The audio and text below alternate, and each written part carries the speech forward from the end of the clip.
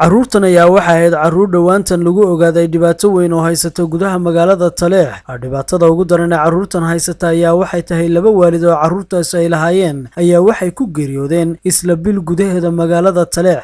Dadaal dheer kadib oo ay sameeyeen ganacsatada deegaanka Taleex iyo qurbajoog iyagu u dhalatay deegaankaasi ayaa waxaa loo dhisay carruurtaasi hooy si looga badbaadiyo dayac ay la kulmaan.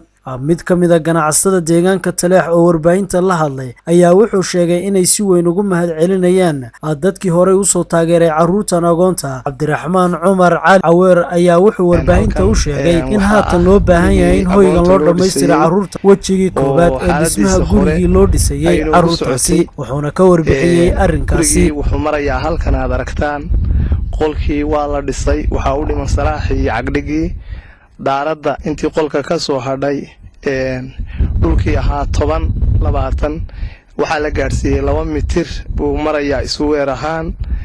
Waxaa u dhiman guriga wax shaqo ah in la salaaxo oo lacag dhigo oo la cadeeyo.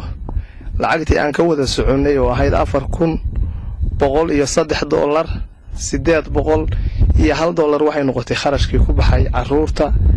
intii kale waxay gashay guriga. waxaa daarac loogu yeeshay $173 $173 markii daarac loogu yeeshay waxaa soo dirtay $100 asli jaamac dirir.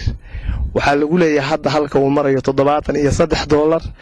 waxaa u dhiman shamiito niis iyo biyo iyo gacantii waxaana la geliyay albaabadii daaqadihii dhammaantii daaraddu waxay joogtaa isu weer 2 mitir. waxaa loo sameeyay daaqadihii guryaha kale mustaqbalka markii loo albaabadiina waa u diyaar. intaas bay maraysaa hawsheedu. dadkii ka soo qayb qaatay oo ahaa ama gudaha ha joogan ama dibadda ha joogto ururka daryeel ay ugu horeysay oo mas'uulka gudoomiyaha ka Cabdiraxmaan Cawladane. wax yar bay u baahan yihiin haddii la damco in la kordhiyo.